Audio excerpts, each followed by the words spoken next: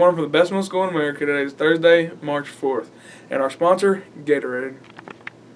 Now for our moment of silence.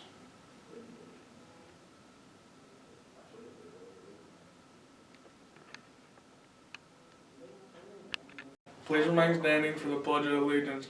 I pledge allegiance to the flag of the United States of America and to the republic for which it stands, one nation, under God, indivisible, with liberty and justice for all.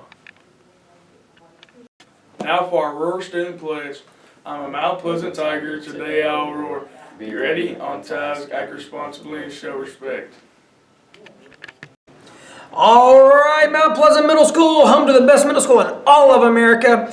All right, we've got a couple of things going on. We have more than a couple. If a couple's two, we've got more than two things going on. We have spring sports right around the corner. So starting the week of, that's going to be March 8th, we have our first spring sports since last school year, so since the spring of 2020, when we had to cancel everything and shut everything down. So we're going to have some home softball games, home baseball games, and some home soccer games, and that starts next week, the week of March 8th, and we're super excited for that, to cheer on our student athletes of our spring sports. We also have our rehearsals going on for our spring production of Charlotte's Web, so again, congratulations to those students who made the cast and the crew for Charlotte's Web. Super proud of those students and can't wait to see what Mr. Davis and the cast has in store for us when it comes to Charlotte's Web, the spring production.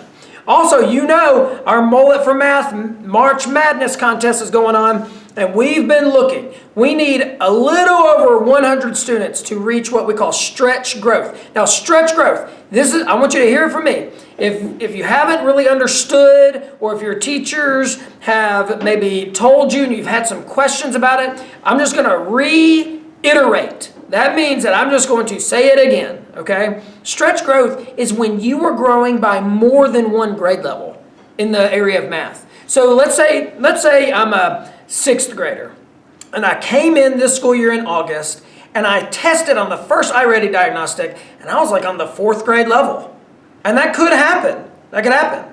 Well, I need to grow to get up to my grade level, 6th grade. And if I grow up to the 5th and then up to the 6th, that's more than one grade level, right? That's 2 grade levels. And that means I'm meeting stretch growth, okay? Or let's take an 8th grader, for example. If I'm an 8th grader and I'm on 8th grade at the beginning of 8th grade year, which is where I should be, but now I'm on 10th grade level. Now I'm advanced. I've grown so much, because that could happen too. Okay, so stretch growth, if you're a student and you're meeting stretch growth, that means that you're not just growing by 1 year.